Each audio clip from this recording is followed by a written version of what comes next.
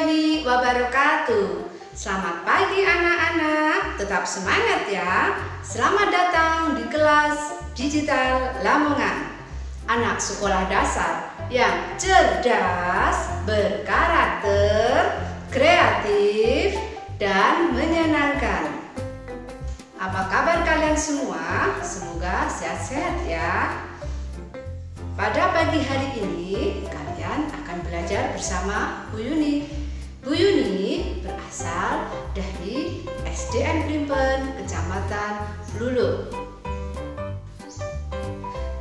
Pada pagi hari ini sebelum kita belajar, mari kita berdoa menurut agama dan keyakinan masing-masing. Berdoa mulai. Selesai. Anak-anak kelas 4, hari ini kita akan belajar pada tema 3.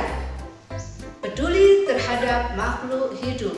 Subtema 1, hewan dan tumbuhan di lingkungan rumahku.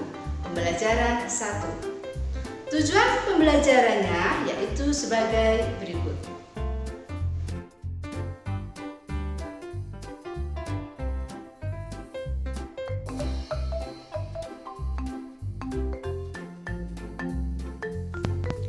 Coba perhatikan ini anak-anak. Gambar apakah ini? Iya, ada padi, jagung, ubi, singkong, dan sagu. Kita sebagai masyarakat Indonesia sebagian besar mengkonsumsi nasi sebagai makanan pokok. Tahukah kalian nasi yang kita makan berasal dari apa? Iya, nasi itu berasal dari beras dan beras berasal dari padi.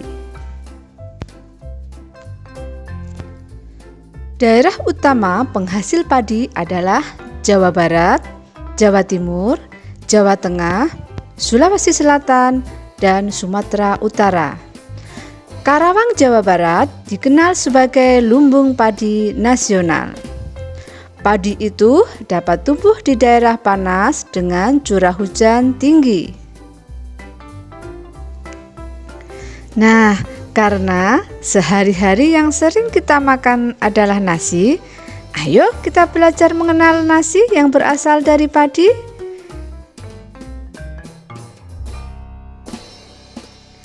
Pertumbuhan padi ada 3 tahap. Pertama, biji padi direndam selama 1 malam di dalam air.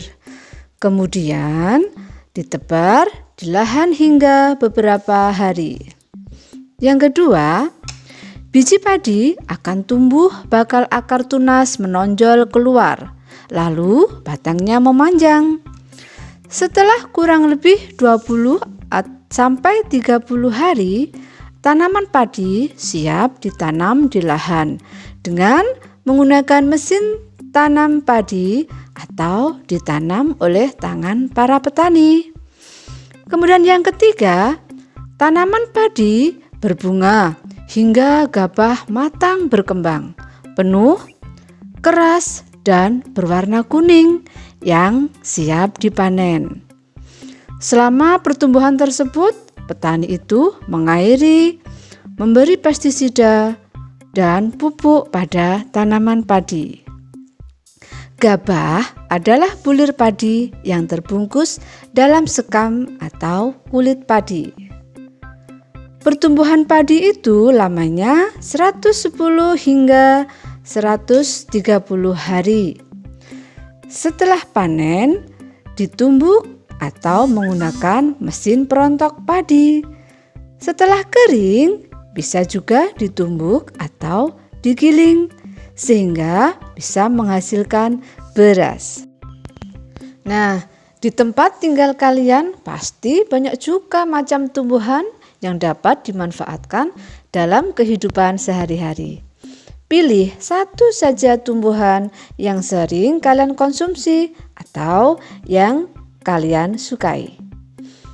Buatlah pertanyaan sebanyak mungkin, minimal 10 pertanyaan tentang tumbuhan yang kamu pilih tadi ya. Jangan lupa dalam membuat pertanyaan, gunakan kata tanya apa, siapa, di mana, kemana, mengapa, bagaimana, atau yang lainnya. Kemudian, silahkan kalian tulis 3 tahap pertumbuhan padi, seperti yang Bu Guru jelaskan di awal, atau bisa bertanya dengan teman atau keluarga di rumah. Oke, Bu Yuni masih punya 3 gambar loh. Mau tahu? Ini yang pertama yaitu gambar apa?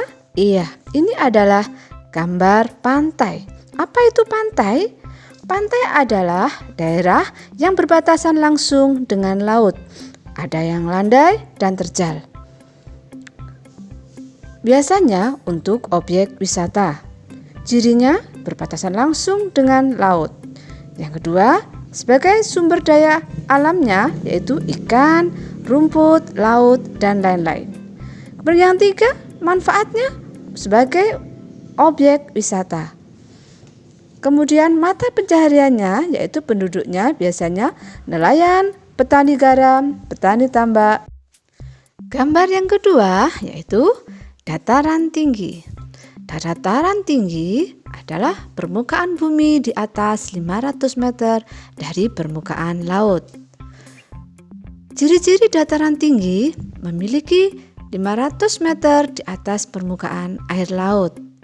Sumber daya alam tanaman sayuran dan buah-buahan. Manfaatnya yaitu sebagai tempat peristirahatan, objek wisata, dan perkebunan. Mata pencahariannya biasanya petani, pekebun, dan lain-lain.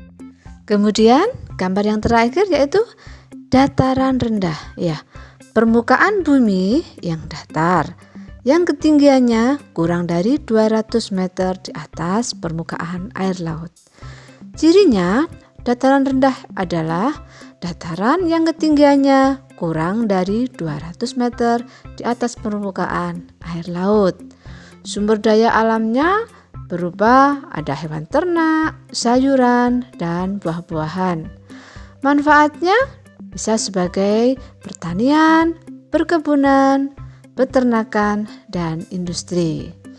Mata pencahariannya ada petani, karyawan, dan lain-lain. Nah, berdasarkan 3 gambar tadi dan penjelasan Bu Yun, silahkan kalian lengkapi tabel ini ya. Nah, demikian pembelajaran kita pada pagi hari ini. Semoga bermanfaat ya. Tetap jaga kesehatan dan tetap semangat belajar di rumah. Sampai berjumpa lagi di pembelajaran Bu Yuni berikutnya. Wassalamualaikum warahmatullahi wabarakatuh.